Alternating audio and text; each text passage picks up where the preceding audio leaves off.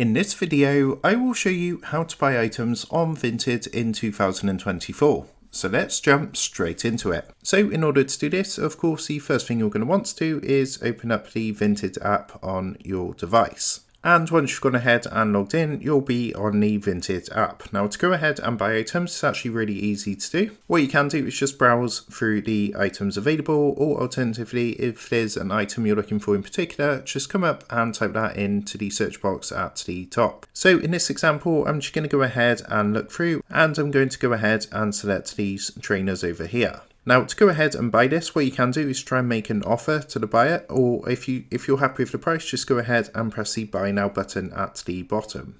What it's going to do is take you across to the payment screen. Now from here, what you're going to want to do is add your shipping address and choose how you want to have this shipped. So you can choose to pick up the item yourself if you're close to the item, or it's going to give you a price if you want this shipped to your address. Then all you need to do at the bottom is underneath payment, you can see it says choose a payment method. So you just want to go ahead and press onto this. And from here, what you can do is go ahead and add your card details and add a card, and then press the use this card button at the bottom. So once you've done that, all you need to do is select the pay option at the bottom of the screen. So this green button here, that's going to go through and process your payments.